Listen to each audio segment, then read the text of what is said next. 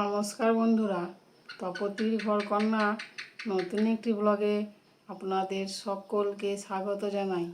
আপনারা কেমন আছেন? আশা করছি ভালোই আছেন। আমিও ভালো আছি। বন্ধুরা, আজকে আমি এমন একটা রেসিপি বানাবো যেটা দেখে আপনারা বলবেন যে এই রেসিপিটা আমরা আগে কেন বানাই নাই।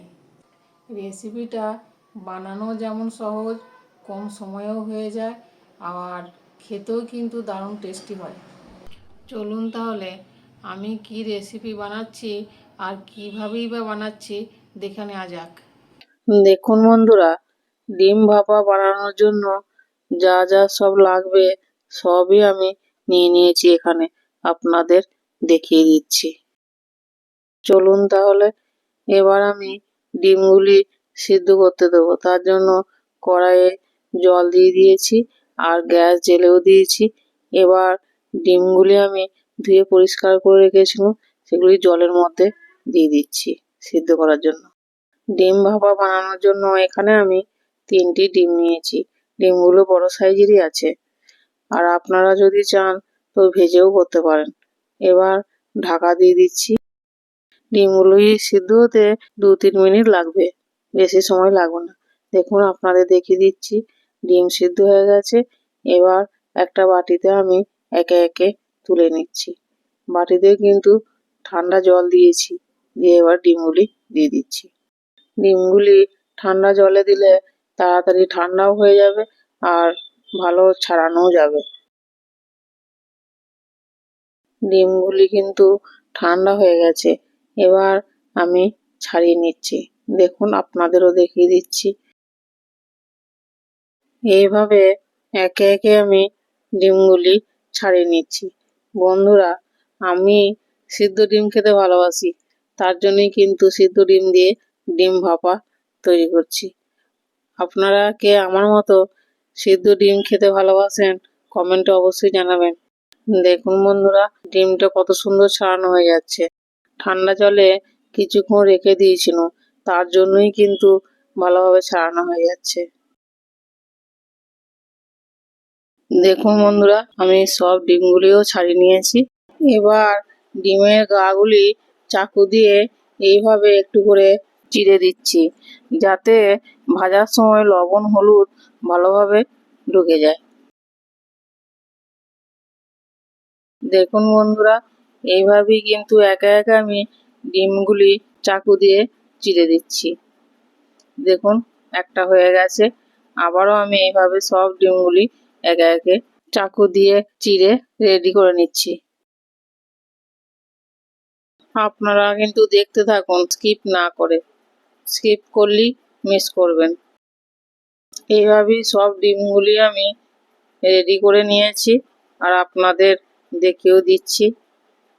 তাহলে এবার মূল রান্নায় চলে যায়। চলুন। এবার গ্যাসে একটা কড়াই বসিয়েছি, বসিয়ে পরিমাণ মতো সর্ষের তেল দিয়ে দিচ্ছি। ডিম ভাপাটা আমি সর্ষের তেলেই করব, তার জন্যই সর্ষের তেল দিচ্ছি। এবার তেলের মধ্যে 1/2 চামচ লবণ দিচ্ছি আর 1/2 চামচের থেকেও অল্প একটু হলুদ গুঁড়ো দিয়ে দিচ্ছি। দিয়ে তেলেতে ভালো করে মিশিয়ে নিচ্ছি লবণ আর হলুদটা। তেলেতে যে লবণ হলুদটা দিয়েছি একটু নাড়াচাড়া করে ভালো করেই মিশিয়ে নিয়েছি। এবার ডিমগুলি তেলের মধ্যে দিয়ে দিচ্ছি, দিয়ে নাড়াচাড়া করে ভেজে নেব। ডিমগুলি এপিঠ ওপিঠ একটু লাল লাল করেই ভাজতে হবে। তার জন্য মিনিট 2 মতো সময় নিয়ে নাড়াচাড়া করে লাল লাল করেই ভেজে নিয়েছি।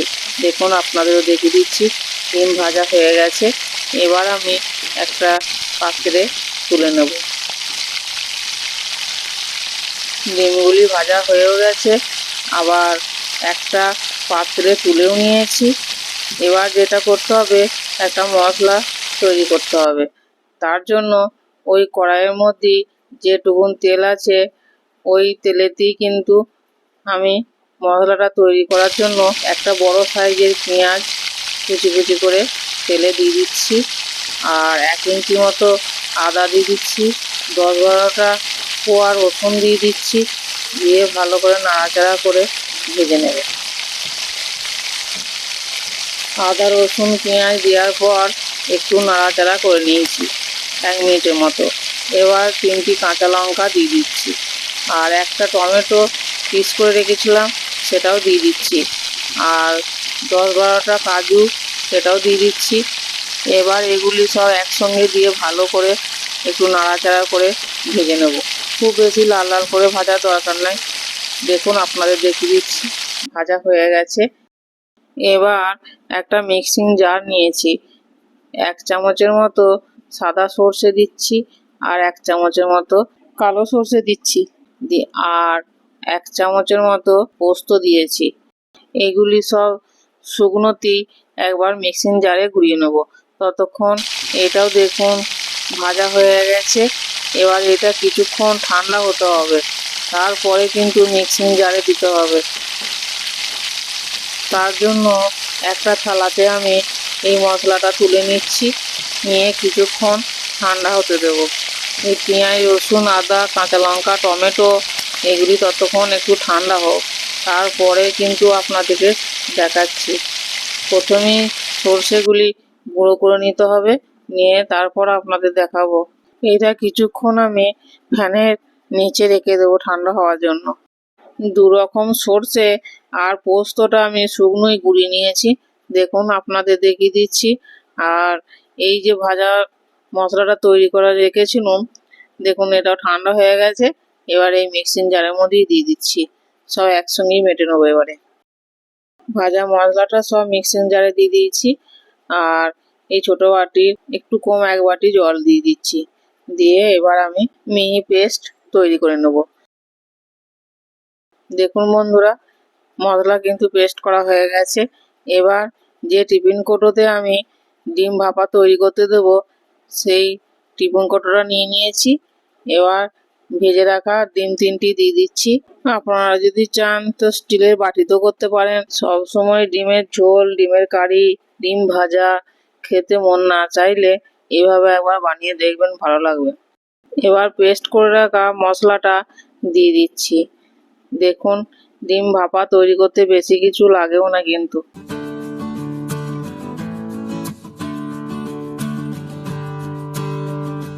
আর খুব তাড়াতাড়িও হয়ে যায়, আর দারুণ টেস্টি হয়। আর বেশি কিছু মশলাও লাগবে না, ধনে জিরে গুঁড়ো হলুদ গুঁড়ো কিছুই লাগবে না। দেখুন আপনাদের দেখিয়ে দিচ্ছি, এইভাবেই সব মশলাটাই কিন্তু আমি দিয়ে দিচ্ছি। এবার মশলাটা দেওয়া হয়ে গেলে মিক্সিং জারটা ধুয়ে অল্প একটু জলও দিয়ে দিচ্ছি, কেননা যখন ভাপানো হবে এটা আরও শুকনো শুকনো হয়ে যাবে। আর 1/2 চামচের মতো চিনি দিয়ে দিচ্ছি, আপনারা যদি চান তো দেবেন, না হলে না দিলেও হবে।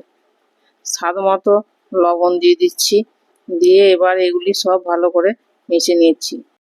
চিনি আর লবণটা দেওয়ার পর ভালো করে উল্টো পাল্টা করে আমি মিশিয়ে নিয়েছি। দেখুন এবার যেটা করতে হবে, এতে তো কোনো তেল দেওয়া হচ্ছে না, তাই 1 চামচের মতো যে ডিম ভাজার তেলটা ছিল সেটাই আমি দিয়ে দিচ্ছি, আর 2টো চেরা কাঁচা লঙ্কা দিয়ে দিচ্ছি। আর আপনারা যদি চান তো এখানে একটু কাঁচা সর্ষের তেল দিয়ে দিতে পারেন। এখনই যা সুন্দর কালারটা এসেছে, দেখেই তো লোভ লাগছে। ডিম ভাপা তৈরি করার জন্য আর কিছু লাগবে না। এবার টিফিন কৌটো ঢাকা দিয়ে দিচ্ছি, দিয়ে কড়াইতে আমি ভাপাতে দেব। তার জন্য গ্যাসে একটা কড়াই বসিয়েছি, বসিয়ে জল গরম করতে দিয়ে দিয়েছি। এবার একটা এইরকম খাবার রাখা স্ট্যান্ড এই কড়াইতেই দিয়ে দিচ্ছি। এবার এটাকে আমি কিছুক্ষণ ঢাকা দিয়ে রেখে দেব জলটা গরম হওয়ার জন্য। 1 মিনিটের মতো ঢাকা দিয়ে রেখেছিলাম, জল গরম হয়ে গেছে। এবার টিফিন কৌটোটা খুব সাবধানে এই স্ট্যান্ডের উপর বসিয়ে দিতে হবে, দিয়ে ঢাকা দিয়ে দিতে হবে। দেখুন জল ফুটছে, এবার আমি ঢাকাও দিয়ে দিচ্ছি, দিয়ে মিনিট 2-3 এইভাবে ভাপিয়ে নিলেই কিন্তু হয়ে যাবে। 2 থেকে 3 মিনিট পর ঢাকা খুলে দিচ্ছি, দিয়ে গ্যাস বন্ধ করে দিচ্ছি। এবার ঠান্ডা হওয়ার জন্য কিছুক্ষণ রেখে দিতে হবে, তারপর দেখাচ্ছি। কিছুক্ষণ পর আমি গরম গরম ভাতের সঙ্গে ডিম ভাপা পরিবেশন করছি। দেখুন, দেখতেও কত সুন্দর লাগছে। আর গরম গরম ভাতের সঙ্গে ডিম ভাপা যদি হয়, আর কোনো কিছু তরকারি লাগবে না। এবার আমি খেয়ে বলবো আপনাদেরকে যে ডিম ভাপা কীরকম হয়েছে। গ্রেভিটা একটু নিয়ে নিয়েছি ভাতের উপর, গ্রেভিটাই যা দেখতে ভালো লাগছে, খেতেও নিশ্চয়ই খুবই ভালো হবে। গ্রেভি দিয়েই কিন্তু ভাত খাওয়া হয়ে যাবে। এবার আমি খেয়ে বলবো আপনাদেরকে যে ডিম ভাপা কীরকম হয়েছে। বন্ধুরা, আমি তো খাচ্ছি, আপনারাও কিন্তু বাড়িতে এইভাবে ডিম ভাপা বানিয়ে খান, দেখবেন ভালো লাগবে। সত্যি দারুণ টেস্ট হয়েছে বন্ধুরা, একদম মুখে লেগে থাকার মতো রেসিপি। তাই বলছি, একবার হলেও বানিয়ে দেখুন, আর খেয়ে কিন্তু আমাকে বলবেন কমেন্টে যে কীরকম লাগলো। যদি কোনো দিন সবজিপাতি খেতে মন না চায়, তো এই ডিম ভাপা বানিয়ে দেখতে পারেন, খুব ভালো লাগবে। খুব তাড়াতাড়ি হয়েও যাবে, আর বেশি কিছু লাগেও না, আর খেতেও কিন্তু দারুণ টেস্টি হয়। আর গরম ভাতের সঙ্গে যদি গরম গরম ডিম ভাপা পাওয়া যায়, তো আর কিছুই লাগবেও না, আর আঙুল চেটে পুটে খাবে সকলে। আমার তো খুবই ভালো লেগেছে এই ডিম ভাপা রেসিপিটা, আপনাদের নিশ্চয়ই ভালোই লাগবে। আর বাচ্চাদের তো ডিম খুবই প্রিয়, কেননা মাছ খেতে গেলে গলায় কাঁটা লেগে যাওয়া ভয়, কিন্তু ডিমের তো কোনো সমস্যাই হবে না, তাই ওরা বেশি পছন্দ করবে। একদম খুশি হয়ে পাত পরিষ্কার করে সব ভাত খেয়ে নেবে। আর এই রেসিপিটা একবার যদি বাড়িতে বানান, তো এমনই লোভনীয় হবে যে সেদিন কিন্তু আপনাকে এক মুঠো চাল বেশিই নিতে হবে। ডিম ভাপা তো অনেকেই অনেক রকম করেই বানিয়ে খেয়েছেন, এবার না হয় এইভাবেই বানিয়ে দেখুন, আশা করছি ভালোই লাগবে, খারাপ লাগবে না। বন্ধুরা, আমার এই রেসিপিটা আপনারা প্রথম থেকে শেষ পর্যন্ত দেখুন, দেখে একবার বাড়িতে বানান। ভালো লাগলে অবশ্যই লাইক, কমেন্ট, শেয়ার, সাবস্ক্রাইব করবেন। পাশে থাকা বেল বাটনটি প্রেস করতে ভুলবেন না, যাতে আমি নিত্য নতুন ভিডিও দিলে সবার আগে আপনাদের কাছে পৌঁছে যায়।